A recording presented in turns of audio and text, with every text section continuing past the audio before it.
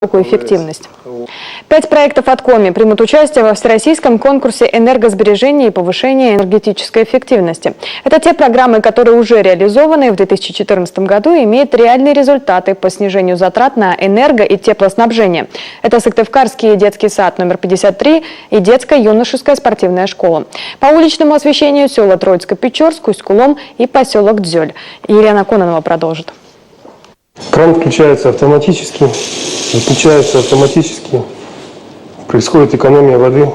Воспитанники столичной детско-юношеской спортивной школы бесконтрольно воду нынче не тратят. В рамках энергосберегающего проекта во всех санитарных комнатах учреждения вместо смесителей с вентилями установили бесконтактные. В душевых кабинках тоже умные приборы, автоматические экраны с таймером. Вода льется не постоянно, а через определенные интервалы. Во всех помещениях энергосберегающие лампочки, а в административном здании тепловых узлах Северной и Южной трибун провели целую реконструкцию. Теперь за подачу тепла и температуру в здании отвечает автоматика. Регулируется подача, температура теплоносителя, нет перегрева батареи, некомфортная температура в помещениях.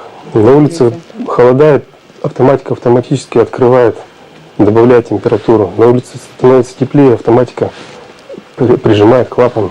И выгода налицо, только по теплу затраты снизились на 30%, а затраты на все энергоресурсы стали меньше на 700 тысяч рублей. В республиканскую программу энергосбережения, кроме спортивной школы, включились также 1 из столичных детских садов и 3 сельских поселения. Там тоже получили существенную экономию.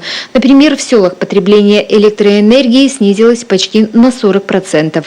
Детский сад номер 53. На этом объекте был реализован энергосберегающий проект в части тепловой энергии, также установлены приборы учета тепловой энергии и автоматическое регулирование. 3 проекта касаются уличного освещения в сельских поселениях, расположенных на территории Республики Коми. Это Усть-Куломский район, село Усть-Кулом, село Дзёль и Троицко-Печорск. Эти 5 проектов сегодня изъявили желание принять участие во всероссийском конкурсе энергосберегающих технологий ЕНЭС. Но в начале интернет-голосования организуют в республике. С 1 по 20 сентября каждый житель Коми может зайти на сайт Республиканского центра энергосбережения и оценить проекты. Только потом свой вердикт вынесет Московская конкурсная комиссия. Елена Кононова, Олег Юшков, телеканал Юрган.